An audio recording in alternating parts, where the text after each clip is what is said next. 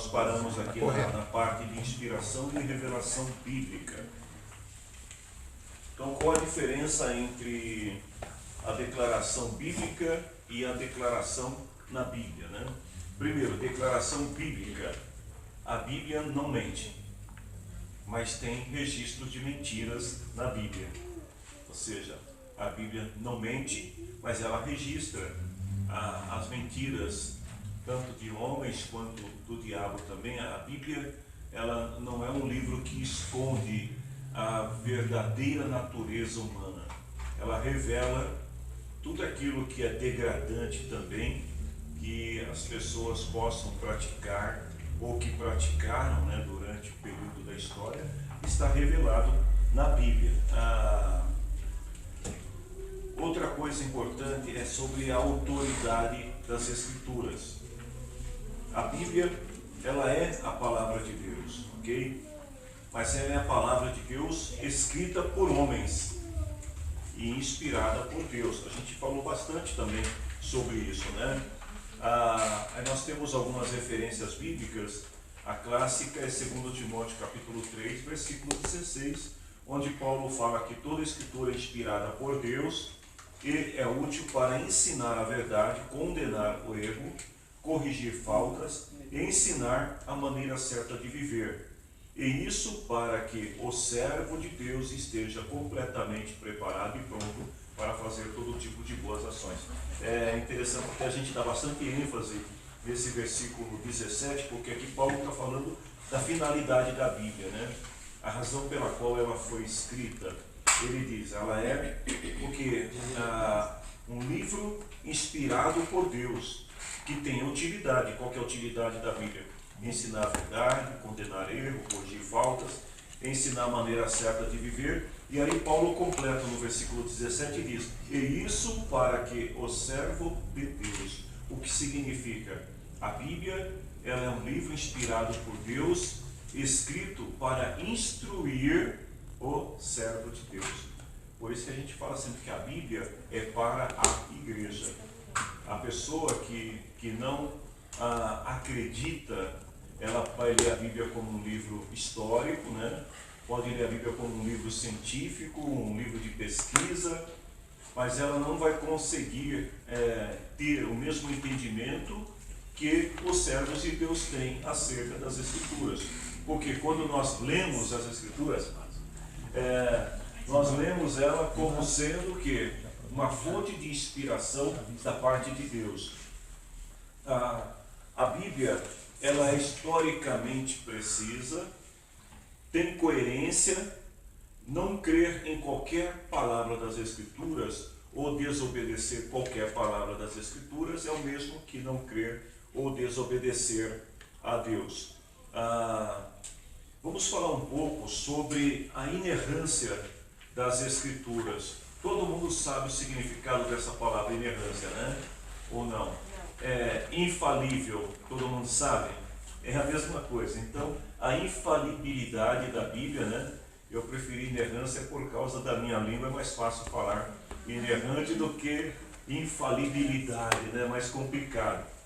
Mas a Bíblia, ela, embora seja um livro infalível, né? Ou um livro inerrante, ela usa a linguagem cotidiana, como a gente já estudou e já viu sobre isso. Por isso que nas Escrituras nós vamos encontrar uma linguagem que é acessível ao leigo, mas também é acessível à pessoa mais instruída. De que maneira? Uma das formas de nós entendermos isso são as versões bíblicas, né, que nós temos as mais diferentes. Nós temos desde uma versão mais popular, que é a NTLH, que é a versão para todas as pessoas, que mesmo aquele que não tem um conhecimento bíblico, né, mais acentuado, ele consegue ter um bom entendimento quando lê uma versão NTLH, uma versão NVI, que é a nova versão internacional, quando lê tem a versão agora NAA, nova Almeida atualizada, e tem também uma mensagem. Aliás, o presidente eleito, na primeira entrevista dele, eu observei que na mesa dele estava a Bíblia Mensagem, Não sei se alguém aqui já teve acesso, acho que a Bia só, né, que teve acesso, mas a Bíblia Mensagem, ela é escrita de forma poética, né? Então ela não segue a mesma estrutura das demais Bíblias, de capítulos e versículos da forma como nós temos. Então ela é muito poética, é legal de ler, não para estudo bíblico, mas como leitura mesmo, facilita bastante a compreensão, principalmente da pessoa que não conhece nada de Escritura, né? Você pode até baixar também o aplicativo, né, a Bíblia Mensagem, e ler. Ela só não dá para usar, por exemplo, no culto, né, porque ela é totalmente diferente da estrutura dela, da nossa que usamos. Mas, veja bem, a Bíblia, ela usa uma linguagem cotidiana. E dentro dessa linguagem, o que nós vamos ver aqui também? Que ela foi escrita de acordo com a estrutura de linguagem de cada um dos seus autores, sendo geralmente a linguagem usual do povo. Os escritores bíblicos não estavam escrevendo um tratado científico. A proposta deles não é de usar de uma linguagem clássica, de uma linguagem mais requintada. O propósito dos escritores bíblicos era tornar a mensagem de Deus compreensível para quem a ouvisse. Por isso que a gente tem o caso aí, por exemplo, o sacerdote, o escriba, um rico, mas tem lá o boiadeiro, tem o escravo, escrevendo a palavra do Senhor, sempre usando uma linguagem mais coloquial, ou seja, uma linguagem mais popular, uma linguagem mais simplista que todo mundo consegue compreender. Eu fico imaginando num país da dimensão do nosso, né, onde a gente tem muitos dialetos e muitas expressões regionais também, né? Eu gosto às vezes de ficar assistindo alguns videozinhos no Facebook, né? Eu gosto de ver vídeo de nordestino, gente, porque eu acho engraçado o jeito que eles falam. Não tem nenhum nordestino aqui, né? Só tem paulista aqui, né? Então, eu acho muito engraçado. Tem dentro do país. Porque o jeito que eles se expressam é muito interessante, né? A forma, mas o interessante é que o nordestino, usando aquela expressão regional deles, a gente tem dificuldade de entender. Mas quando se trata da Bíblia, eles conseguem ter uma boa compreensão.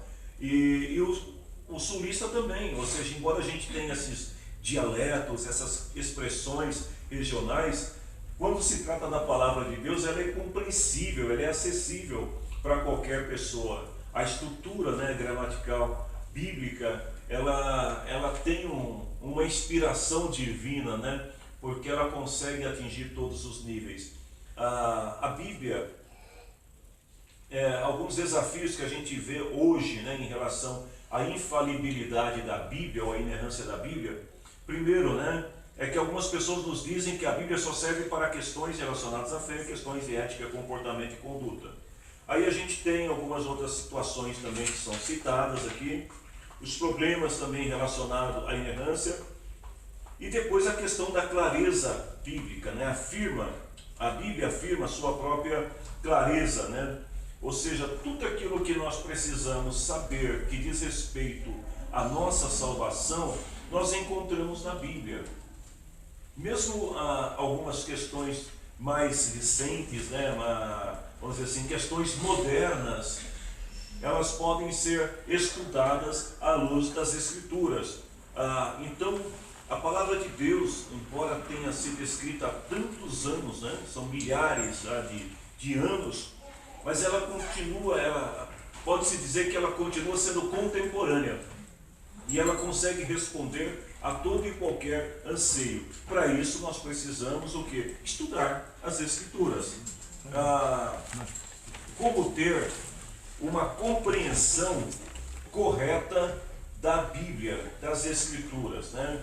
A gente tem, para compreender melhor as Escrituras, a gente precisa primeiro entender que a Bíblia, a mensagem bíblica, ela é mais moral, espiritual do que intelectual. Como eu disse, a Bíblia não é um tratado científico, não é essa proposta da palavra de Deus. embora ela responda a grandes questões também da ciência, né? da arqueologia e de todas as ciências que possa se ouvir falar. Mas a Bíblia não foi escrita com essa finalidade. O ponto principal da Bíblia é a questão da moral e a questão do espírito. Como que devemos nos portar como representantes de Deus na terra e como nós devemos ser, né, perante Deus. 1 Coríntios, capítulo 2, versículo 14, Paulo diz assim: o homem natural não compreende as coisas do Espírito de Deus. Ou seja, o sujeito que, o catedrático lá, o doutor, né, o sujeito que quer ler a Bíblia, né, como um livro, né, de investigação científica, ele vai ler a Bíblia, mas ele não vai entender a mensagem da Bíblia da forma como nós entendemos. Ele não vai conseguir aplicá-la da mesma maneira. Paulo diz, olha, o homem natural não compreende as coisas do Espírito, pois lhe parecem loucura, e não pode entendê-las porque elas se discernem espiritualmente. É por isso que a gente tem, às vezes, uma pessoa leiga, né, lendo a Bíblia e tendo uma compreensão, né, maior do texto sagrado do que alguém que estudou, que se formou e tal, e a pessoa não consegue extrair a mesma verdade, né, a mesma mensagem do texto sagrado. A Escritura, ela é clara, mas ela só será compreendida por quem estiver disposto a aceitar a sua mensagem. E isso não se dá de forma natural, mas espiritual. Por quê? Não é um livro de homens. A Bíblia é o livro de Deus para os homens. Então não é um livro para ser lido de forma natural, simplesmente. Mas é um livro que, para entender, a gente precisa primeiro aceitar a revelação que virá desse livro. Alguns exemplos, nós pegamos um texto da Bíblia, qualquer versículo da Bíblia, e ao ler esse versículo, cada um de nós pode ter uma compreensão diferente do texto sagrado. Cada um pode fazer uma aplicação diferente do mesmo texto. E por que isso acontece? Porque a palavra se discerne de forma espiritual e ela consegue transmitir várias verdades, né? Trazer várias revelações através de uma única palavra. Isso é impressionante, não é? Eu entendi. Que o Haddad deu uma coisa e entendeu outra. Agora eu entendi. Tá, você entendeu por quê? Isso. Por quê? O homem natural, ele vai pegar e vai ler a Bíblia, né? Ele vai interpretar a Bíblia de forma natural. Mas o espiritual, não. As Escrituras devem ser lidas por aqueles que realmente estão buscando a salvação. É aqueles que querem. Paulo fala dos segredos, né, ocultos de Cristo. É aquela pessoa que está à busca do tesouro. Zarém. Tudo bem, não morra não, porque a aula está tão boa. Amém. Então vejam bem, a pessoa que busca encontrar nas Escrituras a salvação, ela consegue entender. Por quê? Porque o Espírito Santo vai trazer a revelação. Ele vai mostrar, e às vezes o interessante é que às vezes a pessoa que abre a Bíblia e lê a Bíblia em busca da salvação, às vezes ela recebe uma revelação de determinados textos que ninguém recebeu ainda. A pessoa lê aquela palavra e é como se fosse uma flecha, né, que vai e atinge a alma da pessoa, e depois ele vai falar para o outro irmão: olha, eu li a Bíblia e Deus me falou isso. O irmão lê o versículo e fala: mas eu não estou entendendo, eu não estou vendo isso aqui, porque é espiritual. A compreensão, né, das Escrituras, muitas vezes a gente não compreende as Escrituras por algumas razões. Primeiro, a falta de fé, e segundo, a própria dureza do nosso coração. A Bíblia não é um livro, por exemplo, para o irmão que está chateado com o outro, e aí ele quer, de alguma forma, ele precisa exortar o primeiro irmão. O que ele faz? Ele vai para as Escrituras buscar uma palavra para poder querer exortar. Não vai funcionar. Ele pode até usar, atribuir de um texto bíblico, falar, não vou usar esse texto aqui, mas não vai ter resultado. Por quê? Porque não é o propósito da Bíblia. A irmão Hélio que chegou. Pelo barulho, é irmão Hélio. Para interpretar de maneira correta a palavra, a gente precisa de entendimento através de alguns princípios de interpretação, que é a hermenêutica. E nós vamos falar sobre isso aqui hoje um pouco, sobre princípios de interpretação da Bíblia. Alguns princípios que a gente deve aplicar. Eu estava até comentando com o irmão Lauro, eu falei, essas coisas, alguém pode falar assim, pastor, mas é importante? É importante. Porque às vezes você vai ter várias pessoas lendo o mesmo texto na Bíblia e interpretando, ou seja, aplicando princípios diferentes. E você fala, mas quem está certo? Todos podem estar certos, desde que a gente entenda os princípios. A necessidade bíblica, né? Vamos ainda antes de entrar nessa parte que é muito importante hoje, a Bíblia é necessária para quem quer conhecer o Evangelho. Romanos 10, 13 a 17. A Bíblia é o manual, né? É a revelação do Evangelho. A fé, ela vem como? A fé geralmente ela vem por virmos à igreja simplesmente, não é assim, gente? A gente vem na igreja e a gente alcança a fé. Não. É pelo quê? Ouvir. A fé vem pelo ouvir. E a Bíblia diz que é ouvir o quê? Ouvir a palavra de Deus. Então, quanto mais você lê a Bíblia e quanto mais você se aplica ao estudo das Escrituras, a tua fé, ela aumenta. A tua fé se torna mais inteligente, mais resistente, mais perseverante. Porque muitas pessoas se desviam com a mesma facilidade que aceitam a fé? Porque falta fé, gente. A pessoa aceita, mas por não compreender e por não ter conhecimento das Escrituras, ela tem uma fé fragilizada.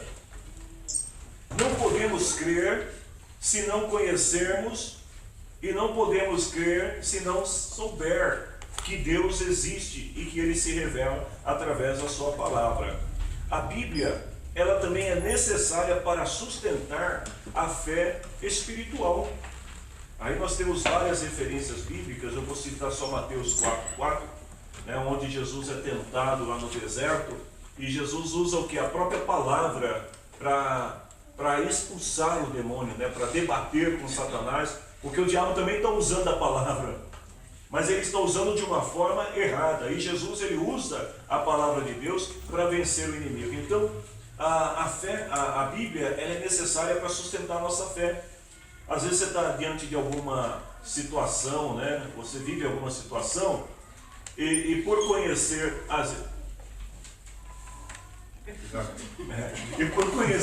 Escrituras, esse gato não está aqui dentro não, né? E por conhecer as Escrituras, você tem uma fé mais resistente, né? Então, a Bíblia, ela é necessária também para a gente conhecer a vontade de Deus. Deuteronômio 29:29 diz assim: as coisas encobertas pertencem ao Senhor, o nosso Deus, mas as reveladas pertencem a nós e aos nossos filhos para sempre, para que sigamos todas as palavras desta lei.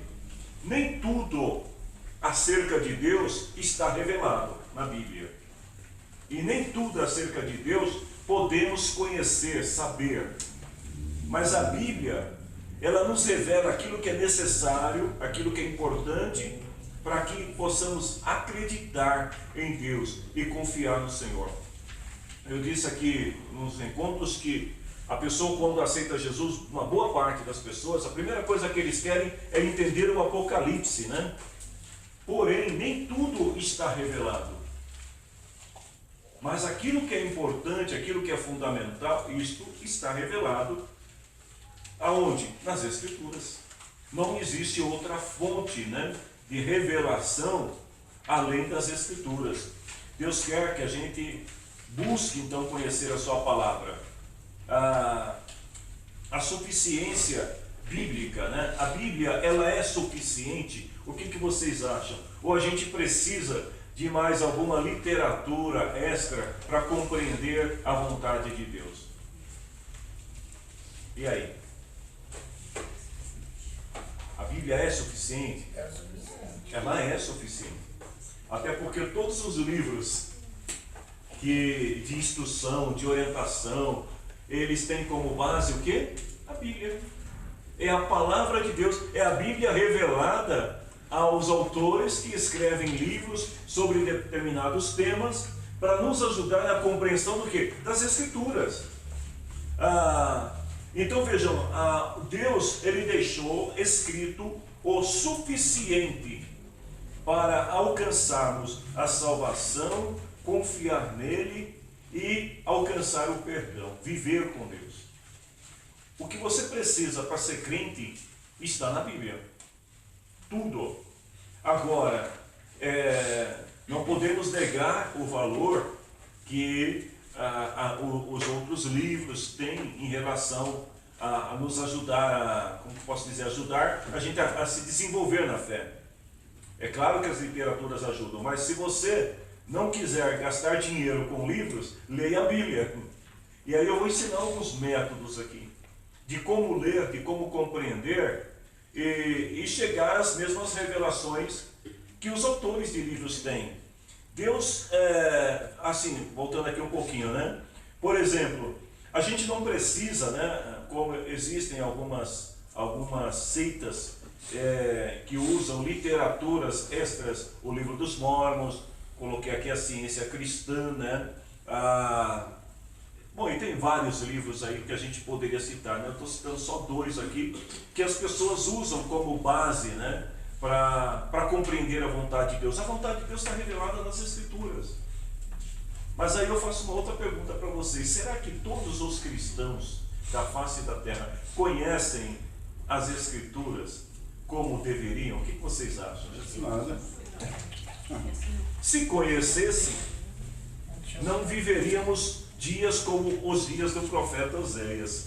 O povo sendo enganado, o povo errando os caminhos, porque falta conhecimento. A instrução do apóstolo Pedro, qual foi? Cresçam na graça e no conhecimento. A fé cristã, ela não pode ser uma fé emotiva. A fé cristã tem que ser uma fé inteligente. E para ter uma fé inteligente, a gente precisa conhecer a fonte que vai fazer brotar, que vai aumentar a nossa fé. Nenhuma revelação moderna de Deus deve ser equiparada à Bíblia no tocante à autoridade. Eu vou dizer uma coisa para vocês aqui agora, o vídeo vai ao ar, mas ele é privado, né? Então, por favor, gente, não compartilhe, isso é nosso aqui. Eu não quero criar polêmica no mundo cristão, porque já tem demais. Mas eu me lembro uma vez que recebemos em nossa igreja, ainda no endereço antigo, um apóstolo que veio pregar a palavra, e ele começou a trazer uma outra revelação, dizendo que nesses tempos agora, Deus fala à igreja através dos apóstolos. E ele simplesmente descaracterizou as Escrituras e todos os ministérios até então. Ele falou, esse é o tempo dos apóstolos, e Deus está trazendo novas revelações aos apóstolos acerca de como a igreja deve ser. E aí ele falou um monte de coisa, não sei se alguém é dessa época, e ele comentou sobre Jesus, um grande empresário, um homem de negócios que tinha uma rede de marcenarias. Ele construiu uma cidade com o pai dele, e Jesus era tipo um ditador, né? Vamos dizer assim, era o dono daquela cidade e tal, e ele falou tanta coisa, e eu falei, Senhor, por que eu deixei esse homem falar? Aí quando terminou, eu só perguntei assim, eu falei, só faltou o apóstolo dizer a localização geográfica dessa cidade que Jesus construiu aqui na terra, porque eu nunca ouvi falar. Ele ficou tão bravo que ele foi embora do culto, nem me cumprimentou. E nunca mais ouvi. Mas essas aberrações que surgem de vez em quando, sabe, pregadores com novas revelações, Paulo fala, qualquer um que aparecer diante de vocês, anunciando um outro evangelho, uma outra mensagem que não seja a mensagem de Cristo ou crucificado, a mensagem bíblica, que seja considerado maldição. Anátema. Por quê? Essa pessoa, ela está criando um outro fundamento em cima das Escrituras. E a gente tem que tomar muito cuidado, porque as inovações, os modismos, eles estão presentes em toda a história da igreja. Em todos os tempos sempre surge uma inovação, alguma coisa diferente. E as pessoas vão atrás disso, porque as pessoas gostam. A gente poderia passar aqui agora horas só falando dos vídeos espalhados aí nas redes sociais, das inovações teológicas que surgem todos os dias, sem nenhuma base, sem nenhum fundamento bíblico. E as pessoas estão preferindo acreditar nessas inovações do que acreditar na simplicidade das Escrituras. Mas a técnica do paletó vale, né? Hã? A técnica do paletó vale, né? Sim, então, é umas coisas, né? Não existe pecado que não seja proibido pelas Escrituras. Alguns pecados na Bíblia, eles estão escritos de forma explícita. Não pode isso, não pode aquilo, não pode matar, não pode roubar. Alguns pecados são explícitos, mas existem alguns pecados que são implícitos.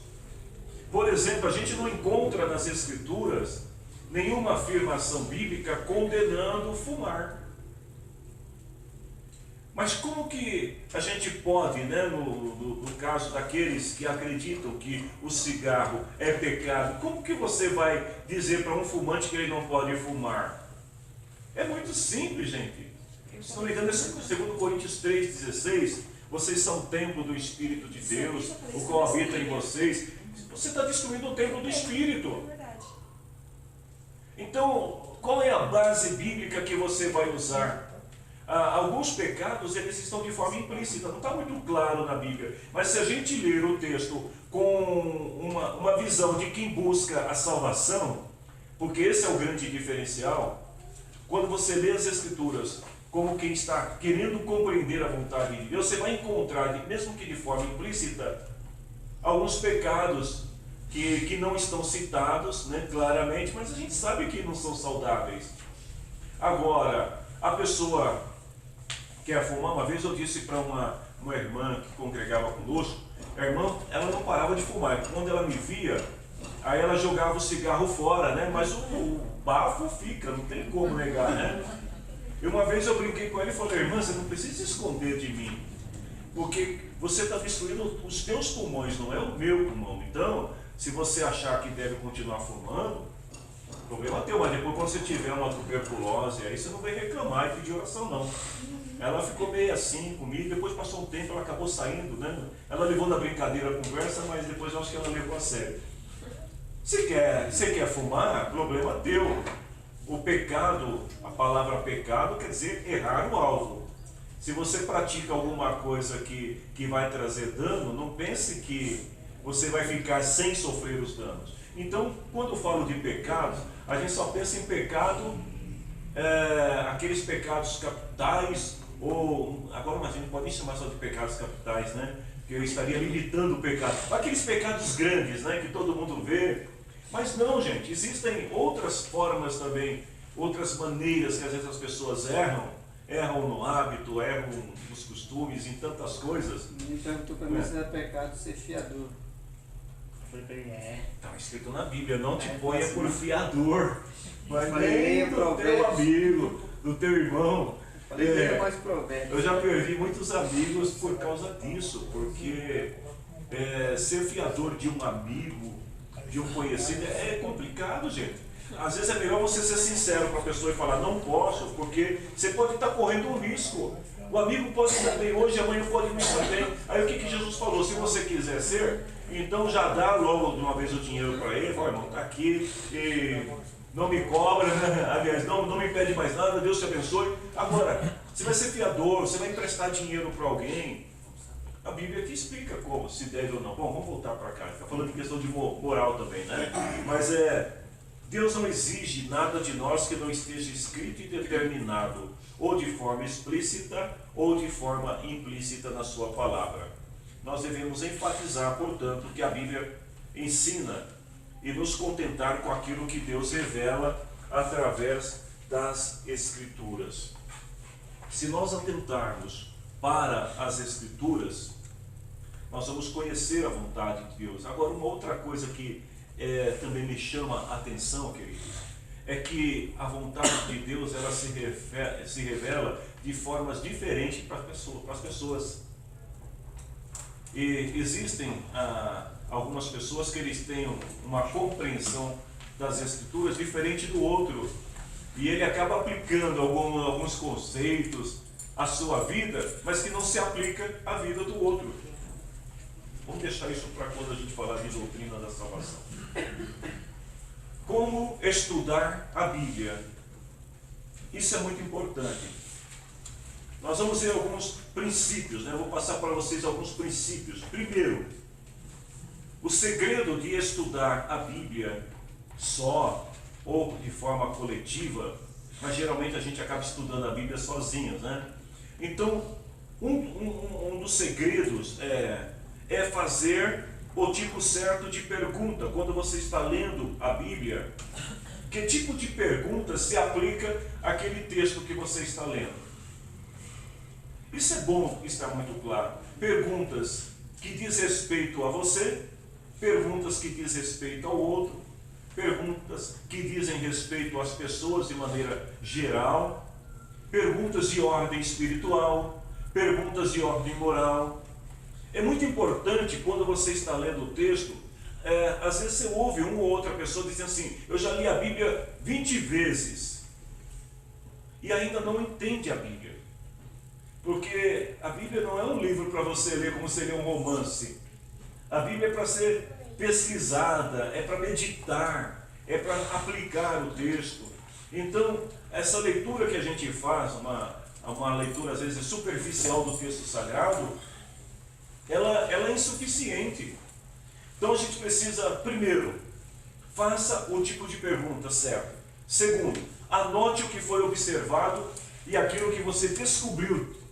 Ou seja, alguma revelação, você estava lendo um texto da Bíblia, um dos grandes problemas nosso, né? Eu digo nosso, nós brasileiros, de forma geral, é não anotar as coisas, a gente não anota nada. É assim ou não é? A gente guarda tudo aqui, ó, no HD. Esse HD é um problema sério, né? Que eu vive dando pau, né? Ele vive falhando. Aí a gente marca tudo aqui, não, está na memória, tá? Estou lembrando. Anote, porque às vezes existem algumas revelações que vêm no momento que você está lendo a Bíblia, que não vai voltar mais. Aquilo ali é assim, ó, na hora. Pegou, amém. Não pegou, já era. O vento sopra e o outro vai ter a revelação que era tua, porque você não soube aproveitar. Então, anote, é importante para quem gosta de usar muito celular, tenha sempre o seu bloquinho de notas no celular ali. Eu faço muito isso. Se pegar meu celular, meu bloco de notas está cheio de anotações de coisas. Às vezes está lendo a Bíblia, ou às vezes não estou nem lendo a Bíblia, estou dormindo, aí acordo de madrugada, penso numa passagem, já corro lá, deixa eu marcar, porque depois esquecem. Tem que ser na hora. Anote aquilo que você descobriu, anote aquilo que te foi revelado. Terceiro, a meta final do estudo das Escrituras é a aplicação, não só a interpretação. Ou seja, mais uma vez, voltando à primeira pergunta, primeiro item, né, que era faça as perguntas certas. Quando a gente lê a Bíblia, a gente precisa entender que não é só interpretar o texto, mas é também aplicar o texto, principalmente a nós. Quando a gente lê as Escrituras, sempre tem aqueles que lêem as Escrituras pensando no outro, né?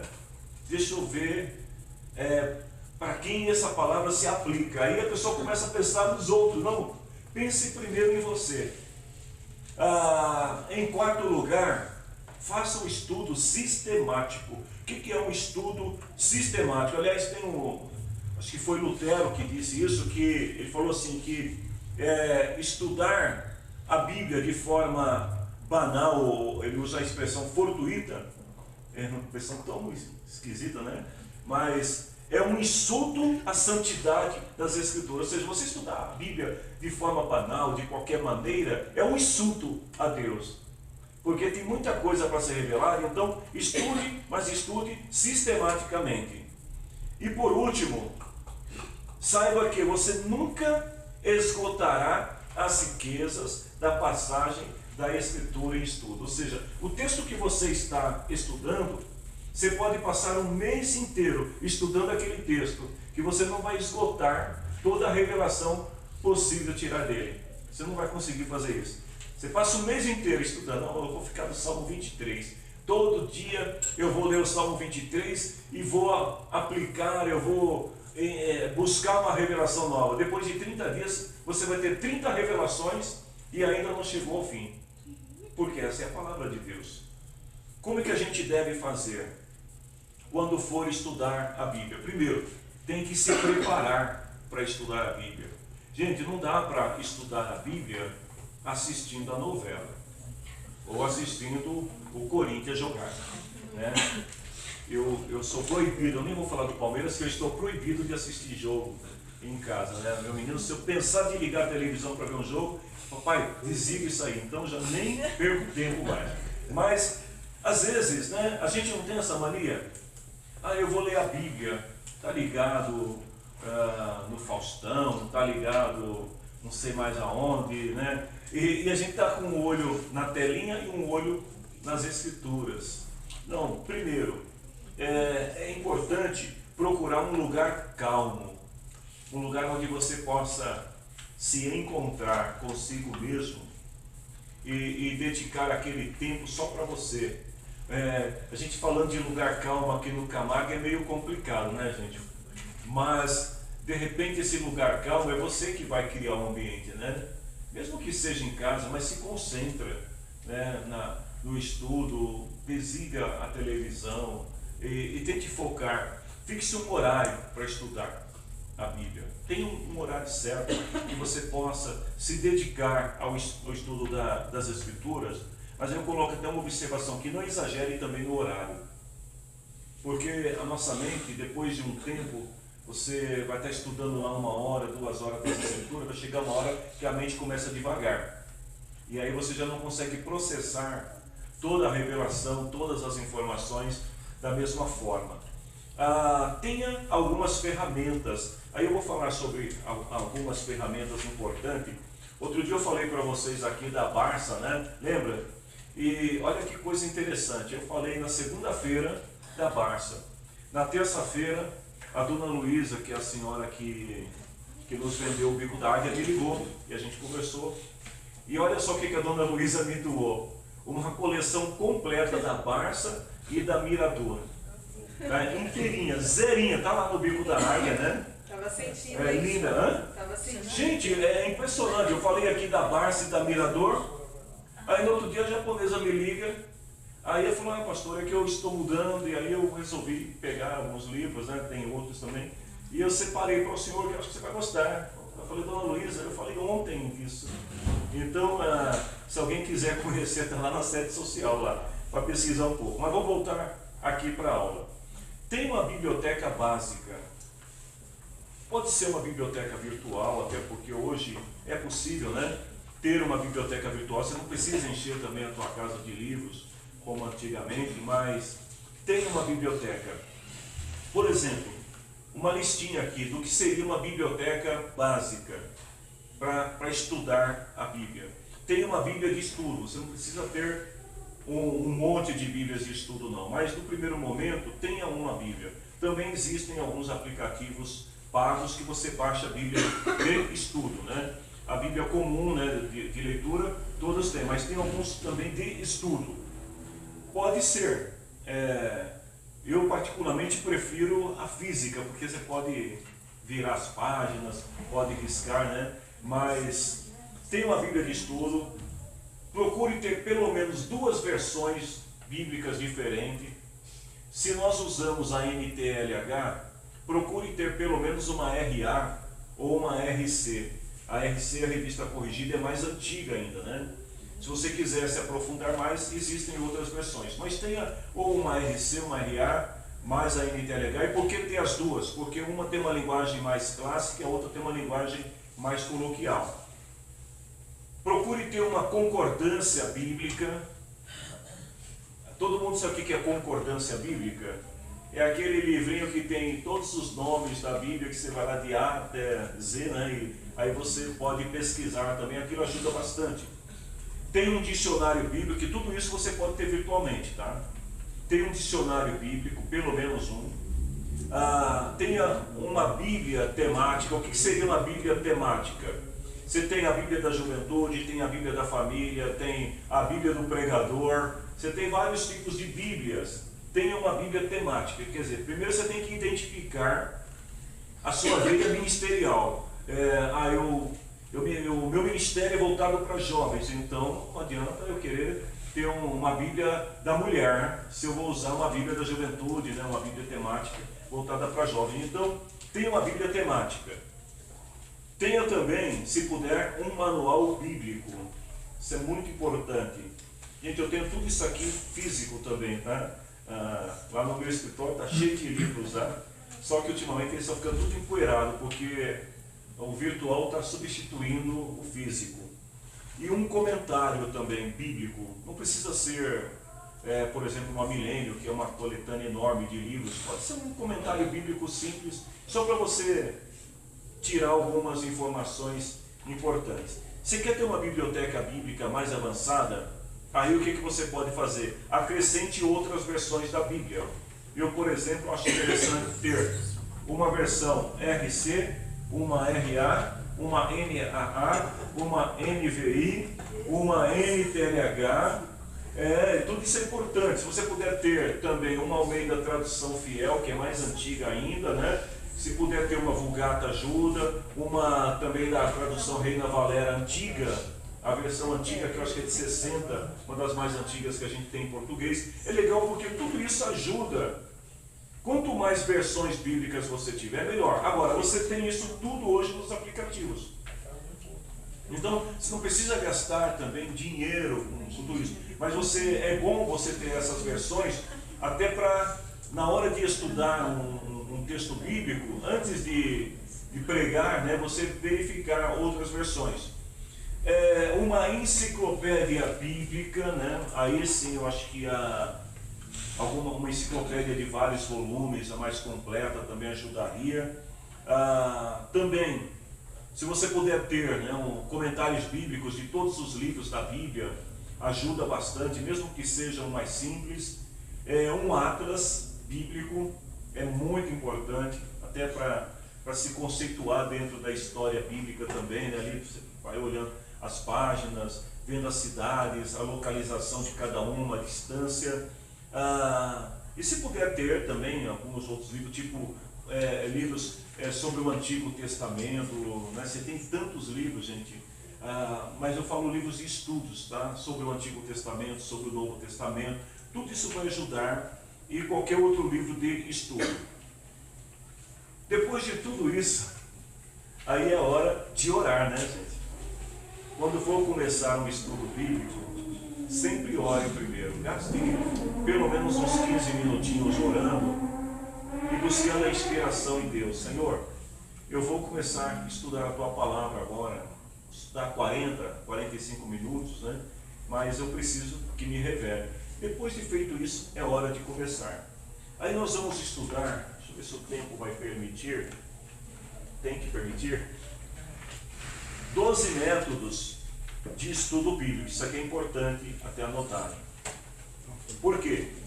Esses métodos não quer dizer que você vai usar todos de uma vez, tá? Mas é só para você entender como é que você pode estudar as Escrituras. Primeiro, você tem um método, a gente chama de método devocional. Esse é o mais comum, tá? O método devocional é aquele método que você pega um trecho, né, da Bíblia, uma passagem bíblica, e você estuda essa passagem. Então, o método devocional você pode colocar assim, pequenos trechos da Bíblia. O objetivo, né, do método devocional é a aplicação, não é a interpretação. Ou seja, no método devocional, o pregador ele não está, por exemplo, o filho da viúva de Naim. Quem era o jovem, né? Alguém faz ideia?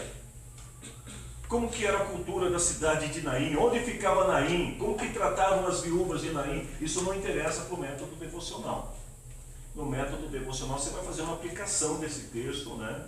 E aí você vai falar da mãe que chora pelo filho que se perdeu, pelo filho que se foi, coisas do gênero. Esse é o devocional. Pode ser uma passagem grande, como pode ser uma passagem pequena. Esse é o primeiro método, e é o método mais comum que a grande maioria usa no dia a dia. Segundo, é o método por resumo de capítulo. Como é que funciona esse método? Só para a gente ter uma ideia. A nossa Bíblia, ela tem 1189 capítulos.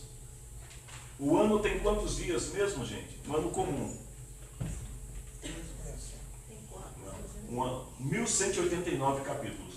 Aí um ano comum, sem ser bissexto, tem quantos? 365. 365. 1189 capítulos, você vai demorar 3 anos, né? Mais ou menos 3 anos para ler a Bíblia todo dia, lendo um capítulo da Bíblia e estudando um capítulo da Bíblia. Esse é um método que pode ser usado mais a longo prazo. E também você não precisa fazer isso com todos os capítulos da Bíblia. Você pode escolher determinada passagem e estudar capítulo por capítulo. Qual que é o objetivo dele? Primeiro, ter uma compreensão geral do capítulo. De que maneira? Lendo o mesmo capítulo por mais de uma vez seguida. E cada vez que você lê o capítulo, você anota alguma observação, alguma coisa que você entendeu daquele capítulo. A gente chamaria isso aí no mundo corporativo de brainstorm, né? Chuvas de ideias. Você leu um capítulo e aí você pega e escreve a primeira palavra que vem à mente. Você lê de novo o capítulo, é uma forma de você extraindo revelações, assim de uma forma, lembrando que você orou antes, tá? Então você está fazendo isso com reverência, né? Não é uma brincadeira. Esse método, ele ajuda a você ter uma compreensão melhor de cada capítulo da Bíblia. Também é um método muito usado pelos estudantes da Bíblia, né? Vocês pegam um capítulo e resolve estudar aquele capítulo e depois em cima disso você faz um resumo, né? Aí tem o terceiro método, esse também é muito aplicado, que é o método da qualidade de caráter. O que ensina esse método? Como que o texto sagrado que você está lendo se aplica à sua vida e à vida de quem vai te ouvir. No caso desse método aqui, uma coisa importante dele é que o foco principal dele é a aplicação pessoal. Esse método sobre o caráter, a qualidade do caráter, você vai estudar o que? O comportamento. Então seria uma passagem bíblica, qualquer carta de Paulo, por exemplo, Paulo escrevendo para Timóteo, nos últimos dias os homens tornarão-se avarentos e tal, e aí você começa a aplicar isso. Você pode aplicar em vários contextos. Esse método ele é muito importante. E muitas vezes a gente usa ele, mesmo que de forma errada. Mas ele é importante, porque é comum às vezes a gente ler algum versículo da Bíblia e falar, existem pessoas, né? Existem gente. A gente está aplicando esse método, ainda que de forma inconsciente. Aí tem um método que eu particularmente amo esse método, né? Eu me identifico muito com ele, que é o método temático. Eu gosto muito de trabalhar temas, né? Às vezes pega um tema e aí a partir do tema você começa a extrair algumas passagens bíblicas, algumas verdades bíblicas relacionadas ao tema. Ou seja, primeiro você define o tema e depois a partir disso você começa a trabalhar o tema. Aí entra aquela questão de você fazer algumas perguntas, alguns questionamentos relacionados ao tema. Vamos fazer um exercício prático aqui para ver se a gente sai bem no tema, né? Me dá um tema bíblico aí que a gente pode falar.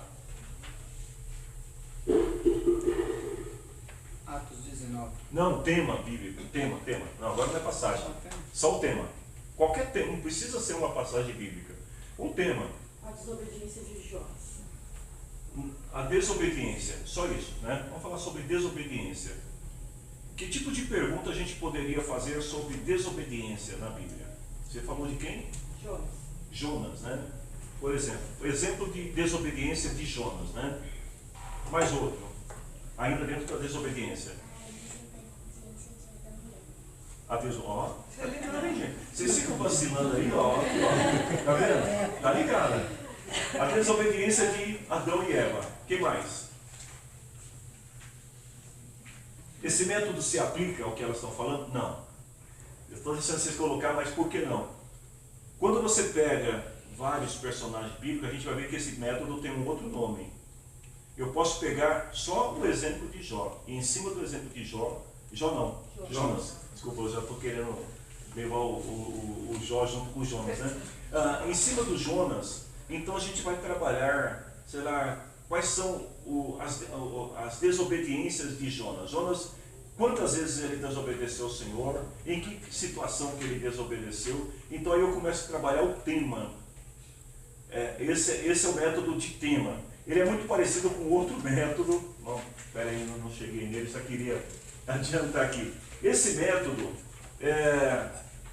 ele não pode ser, eu vou ter que citar o outro, senão eu não vou conseguir explicar, o método de tópicos. Porque quando a gente usa um personagem, dois personagens, três, eu estou usando tópicos. Aqui no caso, eu vou usar só o Jonas como exemplo. Então, ele é menor. Vamos pegar um exemplo que eu coloquei aqui, de oração. A oração na Bíblia, o que representa a oração? A oração de Jesus. Aí a gente pode falar sobre a oração de Jesus, a oração do perdão ensinada por Jesus. A oração, sei lá, o que mais, gente? Me ajuda aí.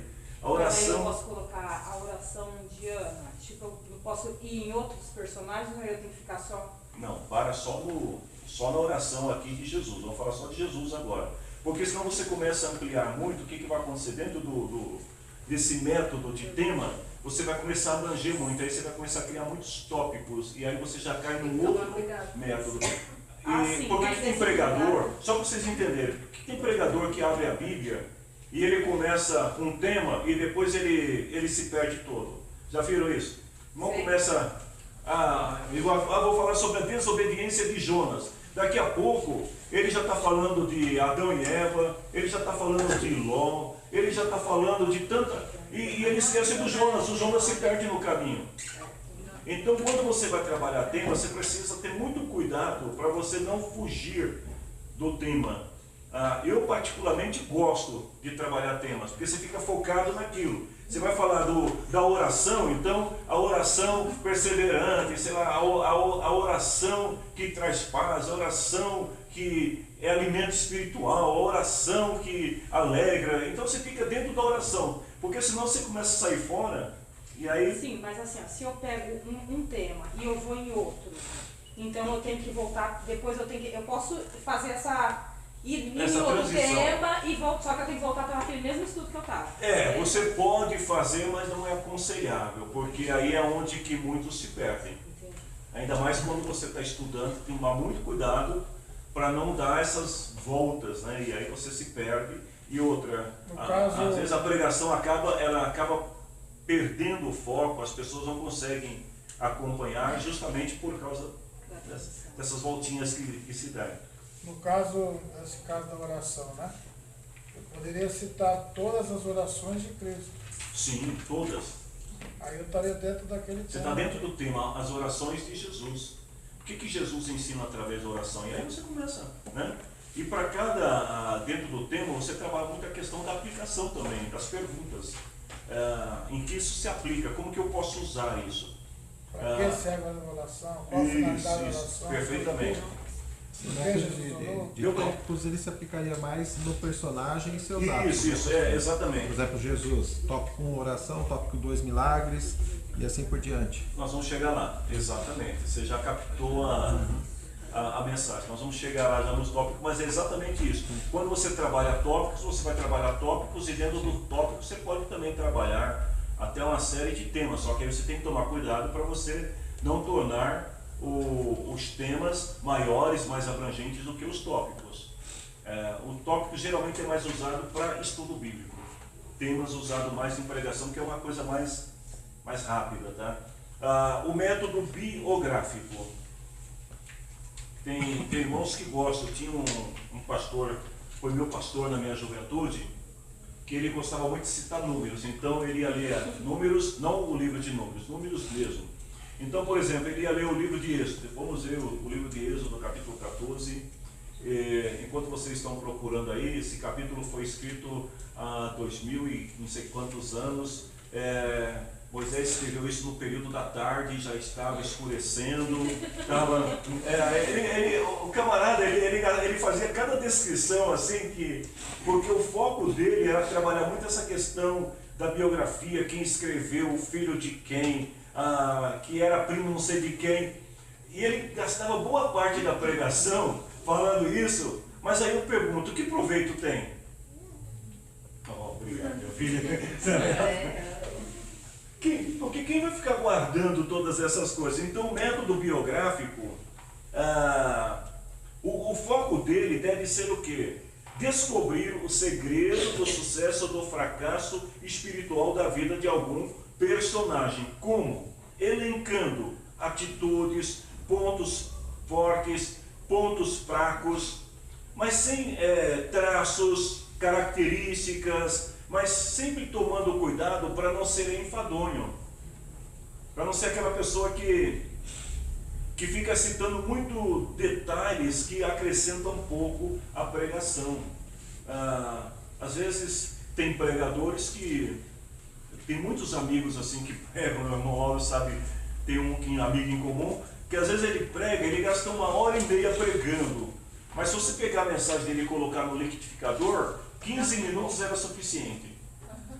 O resto foi só contando detalhes, casos, aí sai fora, aí ele quer fazer, aí ele sai de um método, ele entra em outro método, aí ele começa a contar, aí ele conta uma piadinha, depois ele volta e não consegue seguir na mesma linha. Antigamente eu gostava, hoje em dia já não tenho muita paciência para ouvi-lo dessa forma. Vejam bem, no estudo biográfico, a gente precisa conhecer o personagem em estudo. E como que a gente vai conhecê-lo? Usando todos esses recursos que eu citei para vocês, as ferramentas de pesquisa, e também buscando a orientação em Deus. Porque existem coisas que não estão nos materiais de pesquisa, mas que Deus vai revelar na hora para você sobre a vida do personagem. Então, nesse caso, você escolhe um personagem só. Você quer falar de quem? Você quer falar de Abraão? Então, fale de Abraão. Não comece falando de Abraão, depois vai falar de João, né? Porque você vai criar confusão mental nos ouvintes. Não é um método que eu particularmente gosto, mas tem pessoas que têm muita habilidade, muita afinidade com esse método. Um método por tópicos. Agora a gente vai chegar no método por tópico. Como que ele funciona? Você escolhe então um assunto e a partir desse assunto você começa a elencar tudo que é possível falar sobre esse assunto. Ele é diferente do tema, a oração de Jesus. Agora eu vou falar sobre só a oração. Aí eu vou trabalhar tópicos. A oração ensinada por Jesus. a oração ensinada por Moisés, a oração ensinada por Paulo, a oração ensinada por Tiago. E para cada um desses tópicos a gente vai abrir um leque, não mais do que, é bom não abrir mais do que 5 perguntas ou 5 aplicações para não ficar um negócio muito grande também. Aliás, um detalhe importante, quando vai pregar também, irmãos, se você, ainda mais que aqui a igreja tem a prática de escrever e de anotar, é sempre bom você estudar primeiro a mensagem e aí já fazer mais ou menos uma base. Olha, uma página, quanto tempo que eu demoro para falar uma página? 10 minutos. Então você já vai computando ali o seu tempo para evitar de ultrapassar. Quando você ultrapassar, você tem 2 opções. Uma você para no meio, ou você encolhe o assunto e já vai para o final. O que não pode, às vezes, é parar na metade sem concluir. O método, tem uma Bíblia, alguém conhece a Bíblia Thompson, ou já ouviu falar? Gente, a Bíblia Thompson era a minha Bíblia preferida. Ela tem no final dela vários tópicos, bem no finalzinho dela, a gente encontra vários tópicos lá que podem ser estudados. Então, se procurar na Thompson a oração, você vai ter uma infinidade de assuntos relacionados à oração. Ela pode ser muito usada, principalmente quando se trata de um estudo bíblico, de um culto de ensino de forma geral, né? Um culto de doutrina, etc. Tem um outro método, que é o método morfológico. Esse método morfológico. Esse método, ele estuda o quê? Todos nós, né, sabemos que a Bíblia foi escrita em inglês, né, e depois foi traduzida para o latim, do latim para o português, não foi isso, gente? Escrita em grego, né? Aí em latim e depois em grego. A Bíblia foi escrita em grego. Vocês estão de acordo com ele? Não. A Bíblia foi escrita em hebraico no Antigo Testamento e grego no Novo Testamento. Depois vem a tradução para o grego, né? Mas então o que acontece? O estudo morfológico, ele estuda a origem de cada palavra. Então, aí aqui a necessidade de ter outras edições da Bíblia. Porque nesse método, o que o estudante vai fazer? Ele vai pegar um texto bíblico, pode ser um versículo, pode ser uma frase, e ele vai estudar a origem de cada palavra. Se aquela palavra, por exemplo, não vos embriagueis com vinho, mas enchei-vos do Espírito. Vamos pegar só a palavra, não vos embriagueis com vinho. Primeiro, o que significa embriaguez no texto original? Nós só não vai procurar aquela frase da Dália, porque ela não está na Bíblia. Aí depois, vinho. Não vos embriagueis com vinho. Mas que vinho? Qual o significado dessa palavra vinho? Lembrando que existem várias palavras, né, na Bíblia relacionadas a vinho. E esse é o vinho que é o vinho fermentado, o vinho não fermentado. Que tipo de vinho que é esse? Então a gente não pode simplesmente pegar o texto e chegar... O método morfológico ajuda a gente a ter esse nível de compreensão do texto. Aí você pega mais uma passagem crítica da Bíblia aí, gente, me ajuda aí. Se não embriagueis-vos com vinho. Não é para discutir agora não, só estou... Então, aí você vai ter que estudar a origem, né, da palavra, duas palavras-chave, embriaguez e vinho. Então, porque tem 3 vinhos, né? Não, então, calma. Mas é isso, que tipo de vinho? Olha. Porque em cima disso vai surgir uma pergunta: o cristão pode tomar vinho? Aí, como que a gente responde? Né? Pode tomar muito ou pode tomar pouco? Não seja muito dado. Então, mas aquele lá, não seja muito dado ao vinho, é o mesmo vinho de Efésios. Quando ele não aparentar vermelho, né? Vocês percebem como a coisa é muito mais complexa? Não é simplesmente pegar um texto e chegar e pregar um texto. A gente precisa esse estudo morfológico ele é importantíssimo. Quando há dúvidas, quando o texto não está preciso, né, não está muito claro para a gente, a melhor coisa é pesquisar. E aí nessas horas o Dr. Google ajuda, mas não o suficiente. Aí ter uma enciclopédia bíblica, né, ter, por exemplo, a tradução bíblica no original para você estudar sem ir no Yahoo Responde também, ajuda bastante, porque você vai ter uma compreensão melhor do texto. Outra coisa também é que quando você estuda a origem da palavra, você descobre novas verdades, novas aplicações. O método morfológico contempla uma análise minuciosa da origem, definição, ocorrência e uso de determinadas palavras, sobretudo no que se relaciona com o contexto da passagem das Escrituras. Aí você lê um texto lá onde Jesus fala assim, Eli, Eli, lama sabachthani. O que quer dizer isso? Ele está chamando por Elias. Deus meu, Deus meu. Não, os soldados disseram que ele estava chamando por Elias. E aí? Você percebe? Então, o que significa essa palavra que Jesus falou? Ele está falando em aramaico. Qual o significado de Eli, Eli, lama sabachthani? Então, é importante buscar na fonte, na origem da palavra. A maioria das grandes doutrinas da palavra de Deus gira em torno de algumas palavras, como graça, expiação e fé. A maioria das doutrinas que a gente for estudar nas Escrituras, elas vão sempre estar focadas numa dessas palavras. Uma pergunta aqui, mas não vou fazer não, até deixe isso para um debate bíblico mais... Mas não, deixa quieto, não vou polemizar. Não, essa ia polemizar e muito, é melhor ficar quieto. Também ainda não vamos chegar tanto. Mas vamos falar algumas palavras do tipo... Deixa eu ver uma mais... Quando a Bíblia fala, por exemplo, amantes de si mesmo. O que significa esta palavra? Amantes de si mesmo. Ela está relacionada ao que? Os homens serão, aí Paulo começa a falar, avarentos, presunçosos, amantes de si mesmo. O que significa essa palavra? Não amar mais a si do que o próximo? Então, não sei, será que é isso mesmo que ele está dizendo? Será que ele está falando do egoísmo? Ou será que ele está falando de homossexualidade? Não, você entendeu? Porque a gente vê de tudo no meio cristão. A pessoa pega um texto e aí pronto, né?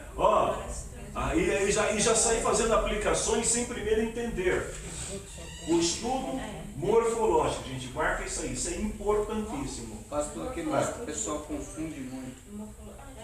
O homem é maldito, não confia no outro. Eles falam desse jeito. Então, mas o que quer dizer maldito nesse caso? Maldito não confia no homem, né? Isso, é importante também. Eu já pensei em outra, né, que dá muitas polêmicas. Eu estou tentando não ser tão polêmico, mas uma que dá muita polêmica também é o seguinte, acerca da separação de obreiros. Aí fala lá que o obreiro ele tem que ser marido de uma só mulher. E aí, o sujeito que já foi casado 2 vezes? O que esse texto quer dizer? Então, não precisa responder, é só para a gente pensar um pouco, né? Porque você vai encontrar irmãos defendendo que o obreiro que é casado pela 2ª vez não pode ser obreiro, e você vai ter aquele que defende que o importante não é quantas vezes ele foi casado, mas que ele esteja casado no momento só com uma. Então, porque nessa época tinha a prática de casar com mais de uma esposa, né, pastor? Então o que isso quer dizer? Eu estou colocando algumas questões para a gente entender a importância de ler, de compreender a origem. O método histórico, cultural e contextual. Esse é outro método. Eu parei aqui no tempo e tem que terminar. Método cultural, histórico, cultural e contextual. Bem rapidinho. O que a gente precisa? Primeiro, se transportar de volta ao tempo em que o autor viveu. Ou seja, pensar, imaginar, né, gente? Não é pensar, imaginar como seria o mundo na época em que o texto foi escrito. Então, como que qual era o contexto histórico, qual era o contexto cultural, né? Como é que era o mundo naquela época, o que regia, costumes, culturas, padrões. A gente tem que ver tudo isso antes de chegarmos a alguma conclusão. Ninguém pode entender a Bíblia sem ter conhecimento da história e da cultura bíblica. Não tem como. Porque tem alguns pregadores que, assim, tá pregando um texto do Velho Testamento que foi escrito para aquela época. Sim. E ele prega, mas ao mesmo tempo ele quer pregar e aplicar à igreja. Então, a aplicação é válida, desde que ele entenda o que ele está falando. Porque E a época, né? o problema é esse, é pegar um texto sem primeiro fazer essa análise contextual, né, cultural, histórica, e já querer aplicar direto, e muitas vezes vai criar situações, né? Tem o método investigativo. O método investigativo era o método preferido de Martinho Lutero. Ele gostava desse método, porque ele colocou uma vez, eu vou até ler o que ele escreveu aqui. Lutero disse o seguinte, que ele estudava as escrituras como quem colhe maçãs. Eu nunca colhi maçã, mas... olha, Lutero dizia o seguinte, primeiro, sacudia a macieira de forma que as frutas mais maduras caíssem no chão. Então primeiro ele ia lá e sacudia a árvore, aí caía as primeiras maçãs, as que estavam maduras. Esse é o estudo da Bíblia como um todo. Sabe aquela leitura que você faz da Bíblia, que você lê, às vezes você faz até uma anotaçãozinha ali, mas não passa disso. Depois ele subia na árvore e agitava cada ramo. Aí ele chama isso de estudo de um livro inteiro, pegar cada livro da Bíblia e estudar sistematicamente cada livro da Bíblia. Depois ele diz aqui que ele passava para os ramos menores e sacudia cada um. O estudo da Bíblia, capítulo por capítulo. Então ele agora dos galinhos lá para pegar aquelas... Até parece a gente pegando manga lá no bico da área, né, Márcio? Na ponta lá. Depois, em seguida, ele agitava cada um dos galhos mais finos. Ia lá na pontinha, lá, né, dos galinhos, é o estudo de parágrafos e frases. E finalizando, ele ficava olhando debaixo de cada folha para ver se não tinha mais maçã. Nossa. Esse é o estudo profundo da palavra, de cada palavra. Então, o que Lutero fazia? Ele não se contentava com a revelação superficial. Ele queria saber mais. E para saber mais, aquilo que eu falei, você não vai conseguir descobrir mais lendo simplesmente a Bíblia. Precisa parar, estudar, meditar. Agora na nossa linguagem de hoje, né? O método investigativo é como a vista de um arranha-céu. É você estar lá no alto e você olha e você vê o todo, né? Esse é o método investigativo. Bom, vou adiantar aqui, senão eu não termino no horário. Tenho mais 4 minutos. Método sintético. O que é o método sintético? O objetivo desse método aqui é você pegar, por exemplo, um capítulo da Bíblia e aí você estuda todo o capítulo da Bíblia. Depois você faz uma síntese, né? Uma espécie de resumo daquele capítulo. Isso se aplica muito principalmente aos livros de Salmos. Então você pega, você lê e depois você cria uma síntese em cima disso. Em cima dos capítulos, você vai ler capítulo, versículo por versículo e de uma forma geral, o que este capítulo quer me dizer, ou o que esses versículos querem me dizer. Lembrando que, até eu coloquei aqui uma observação, para a gente não esquecer, que há uma diferença entre método sintético e método analítico. Por quê? A palavra analítico quer dizer desmontar, é você fazer exatamente o que Lutero ia fazendo lá, né? Pedaço por pedaço. Já na síntese é exatamente o contrário. A gente não se atenta tanto para os pequenos detalhes, mas a gente faz apresenta uma visão global daquilo que o texto quer dizer. E por fim, então, aí sim o método analítico, que é exatamente isso que eu falei, que é você ir em cada detalhezinho, é você pegar um versículo da Bíblia, por exemplo, o Senhor é o meu pastor e nada me faltará. Gente, quantas verdades estão escondidas nessa passagem? Um versículo. Outro dia os adolescentes disseram aqui que ficaram no versículo, né, estudando a Bíblia. Foi Tito que vocês estavam estudando, não sei? Foi Tito que vocês estavam estudando, que não conseguiram sair da saudação. O método analítico é exatamente isso. Você pega uma passagem, um versículo, o Senhor é meu pastor e nada me faltará. E aí, o Senhor, que Senhor é esse? O que significa o Senhor? Aí você começa a descrever tudo acerca do Senhor. É o meu pastor. O que é ser pastor? Aí depois nada. O que significa nada? Me faltará. O que pode faltar? E aí depois de tudo isso, aí você tem um excelente sermão baseado no único versículo da Bíblia. Esse é o método analítico. Você deve... o ideal no método analítico é depois que a gente já está mais acostumado a ler a Bíblia. E aí você começa como Lutero, você leu a Bíblia inteira, depois você foi para os capítulos, foi para os livros, capítulos, aí você chega no versículo, aí vem aquela, poxa, eu já li isso aqui 10 vezes e não tinha observado essa nova verdade. Gente, todo esse material amanhã já vai estar disponível para vocês. Por quê?